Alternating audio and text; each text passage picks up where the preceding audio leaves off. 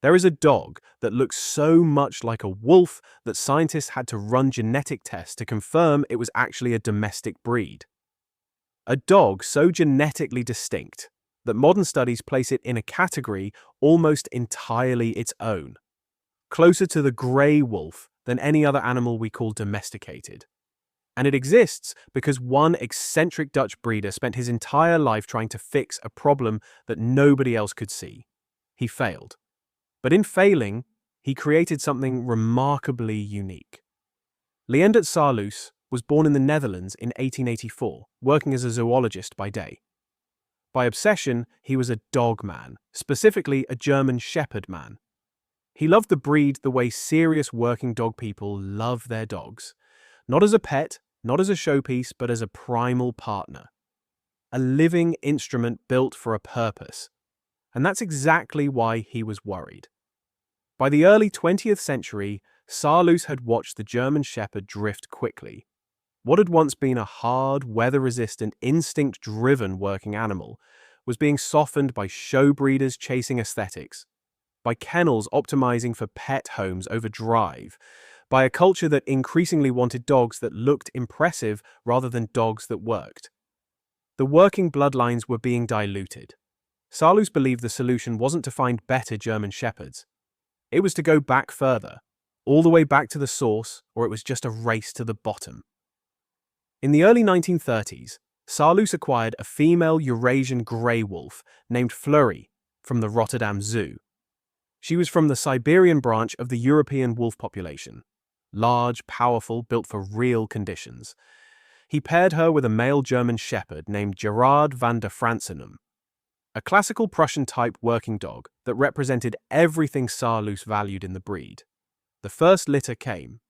Saarloos was meticulous. He didn't rush.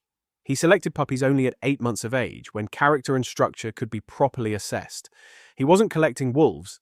He was engineering a dog, one with wolf resilience, wolf health, wolf instinct, but enough domestic cooperation to be useful to humans. The offspring were then bred back to German Shepherds, diluting the wolf content to roughly 1/4 while retaining, Saarloos hoped, the essential wildness he was after. He called them European Wolfdogs. He was the only person breeding them. For decades, this was a one-man project, driven entirely by one man's conviction that he was right and the rest of the dog world was wrong. In 1962, he reintroduced fresh wolf blood. A second wolf, Fleur II, crossed with a descendant of the original line. His followers considered this the only successful second infusion in the program's history. By this point, Saarloos was nearly 80 years old and still working, more hungry than ever for his perfect dog. Here is where it gets complicated. The dogs Saarloos produced were not what he was after. They were not bold, they were not assertive. They did not have the forward drive of a working dog, the push into pressure, the controlled aggression that makes a dog useful in police or military contexts. What they had instead was something harder to define and harder to work with. They were cautious, deeply reserved, suspicious of strangers, slow to trust, resistant to commands they didn't understand the point of. They howled instead of barked. They moved like wolves move, light on their feet, always reading the environment, always slightly apart from the humans around them. They bonded fiercely to their family and treated everyone else as a variable to be assessed. Saarloos had wanted a soldier. What he got was a wolf that tolerated people. And that gap between what he built and what he intended would define the breed forever. This is worth saying clearly, because the wolf-like appearance of the Saarloos attracts the wrong kind of attention. People who want a powerful, intimidating, controllable dog are exactly the wrong owners for this breed. The Saarloos is not intimidating in the way a Malinois or a Rottweiler is intimidating. It does not perform. It does not comply easily. It does not respect authority it hasn't chosen to respect. Training requires patience that most people don't have and consistency that most people can't maintain. They need space, real space, not an apartment and a 20-minute walk. They need a handler who understands that working breed psychology isn't about dominance, it's about relationship. Get that relationship wrong, and you don't have a disobedient dog. You have an anxious, withdrawn animal that has simply decided you are not worth engaging with. They are, in short, an expert's dog dressed in one of the most striking bodies in the canine world. The people who love them tend to love them with a specific, serious devotion. The people who don't do their research tend to find themselves overwhelmed within months. Leendert Saarloos died in 1969. He never saw his breed officially recognized. For years, he had submitted applications to the Dutch Kennel Club. For years, they had been rejected. The officials, unconvinced that the European Wolfdog represented a stable, distinct breed worthy of formal status.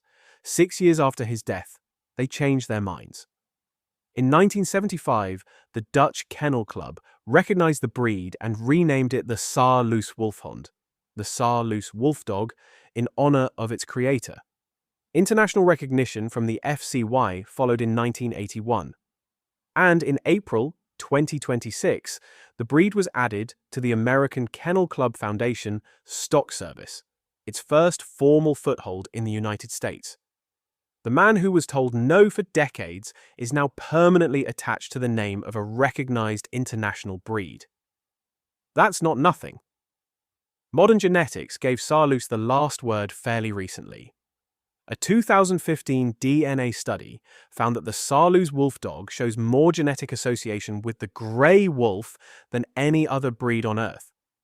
A 2016 study found a deep genetic division between it and all other domestic dogs, a split that reflects its origins in the crossing of German Shepherds with captive wolves in the 1930s.